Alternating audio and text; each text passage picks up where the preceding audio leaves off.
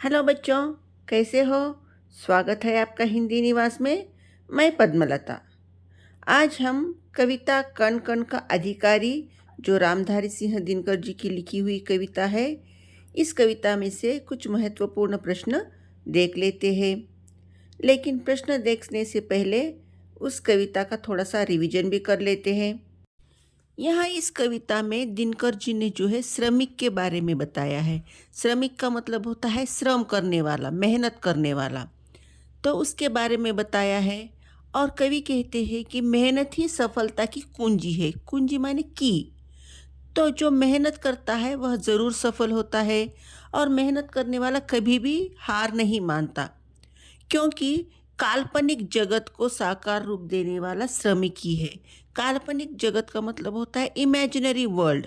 तो imaginary world को reality में बदलने वाला जो है श्रमिक है। इसीलिए वह कभी भी असफल नहीं होता, क्योंकि वह मेहनत करता है। और जो इमेजिनरी वर्ल्ड को रियल रूप देता है, साकार रूप देता है, उस कण कण के पीछे उस श्रमिक का ही श्रम है। इसीलिए वह कण कण का अधिकारी है कहकर इस कविता में हमें कवि ने बताया है। तो चलो बच्चों, इम्पोर्टेंट क्वेश्चंस देख लेते हैं। श्री रामधारी सिंह दिनकर का साहित्यिक परिचय दीजिए। या कवि श्री रामधारी सिंह दिनकर के बारे में आप क्या जानते हैं?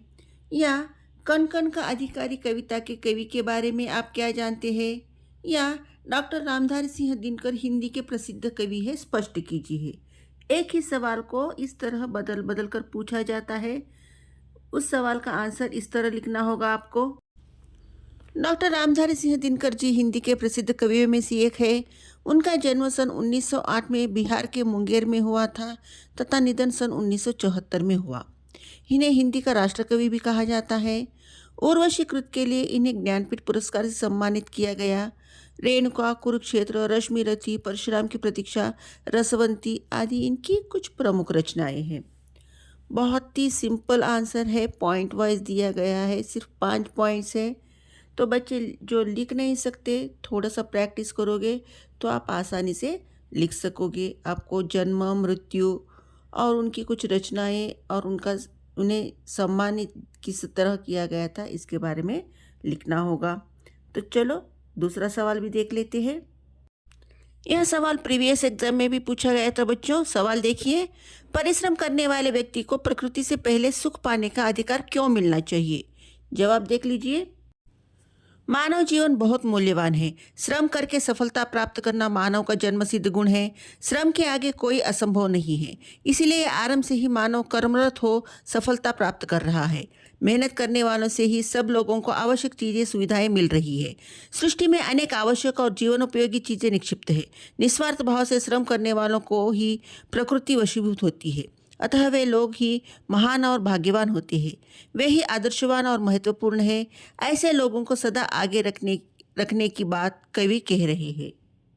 बच्चों, इसके पहले वीडियो में भी मैंने आप लोगों को बताया था कि चाहे दीर्घ प्रश्न हो या लघु प्रश्न, आपको आंसर लिखने से पहले आपको उस पाठ का नाम और लेखक का नाम जरूर लिखना है।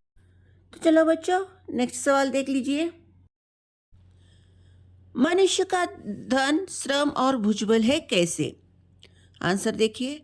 मनुष्य का धन श्रम और भुजबल है। श्रम और भुजबल के सहारे ही मानव का जीवन यापन होता है। श्रम करने वाला कभी नहीं हारता। श्रम के सहारे ही मानव समाज में आदर पाता है। काल्पनिक जगत का साकार रूप श्रम के द्वारा ही होता है। जो श्रम करता है वही कण कण का अधिकारी है। श्रम करने वाला भाग्यवाद पर भरोसा न रखकर धन कमाता है। इसलिए हम कह सकते हैं कि मनुष्य का धन श्रम और भुजबल है। अगला सवाल देखिए। मेहनत ही सफलता की कुंजी है, अपने विचार व्यक्त कीजिए। आंसर देखिए। मेहनत ही सफलता की कुंजी है। मेहनत करने वाला व्यक्ति कभी भी नहीं हारता। मेहनत करने वाला हमेशा सफल होता है। काल्पनिक जगत को साकार रूप देने वाला मेहनत करने वाला ही है। कण कण के पीछे मेहनत करने वाले का ही श्रम निहित है। जो श्रम करेगा वही कण कण का अधिकारी है। जीवन की सफलता श्रम पर निर्भर है, स्पष्ट कीजिए। या हमारे जीवन में श्रम का क्या महत्व है? या मेहनत करने से जीवन में क्या प्राप्त कर सकते हैं? इस तरह एक ही सवाल को इस तरह बदल कर पूछा जा सकता है। तो आंसर देख लीजिए, तीनों सवालों का एक ही आंसर है। जीवन की सफलता श्रम पर निर्भर है। जो सुखमय जीवन चाहता है वह श्रम जरूर करता है। मेहनत ही सफलता की कुंजी है। श्रम और मेहनत करने वाला कभी भी नहीं हारता। श्रम के सहारे ही हमारा जीवन है।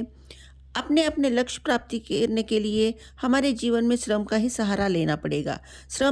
हम श्रम के सहारे अपने जीवन में काल्पनिक जगत को साकार रूप दे सकेंगे। श्रम करने वाला भाग्यवाद पर विश्वास नहीं करता। अपने भुजबल के द्वारा ही श्रम जल देकर जीवन को सफल बनाता है। इस पाठ का एक दीर्घ प्रश्न भी देख लेते हैं बच्चों। डॉक्टर रामधारी सिंह दिनकर ने कण कण का अधिकारी कविता के माध्यम से आज के समाज को क्या संदेश दिया है? या श्रमिक कण कण का अधिकारी है, अपने विचार बताइए। या नर समाज का भाग्य एक है, वह श्रम और भुजबल है। जीवन की सफलता का मार्ग श्रम है, अपने विचार व्यक्त कीजिए। तो आंसर देख लीजिए बच्चों। कण कण का अधिकारी नामक कविता के कवि है श्री रामधारी सिंह दिनकर। यह कविता कुरुक्षेत्र से ली गई है।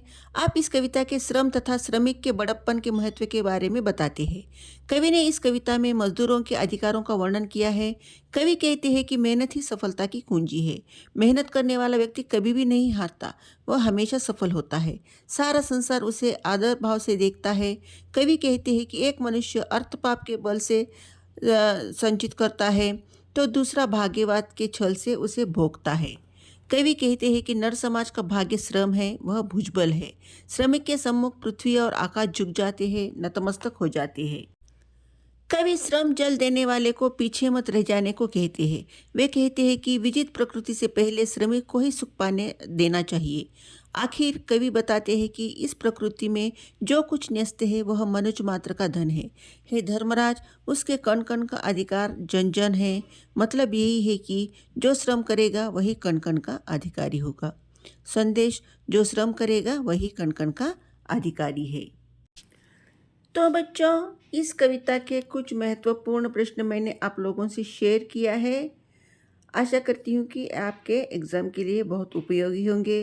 अगर आपको वीडियो अच्छा लगता है तो लाइक कीजिए, शेयर कीजिए, सब्सक्राइब कीजिए और अपने दोस्तों से भी सब्सक्राइब करवाइए। फिर नए टॉपिक के साथ मिलते हैं, तब तक के लिए धन्यवाद।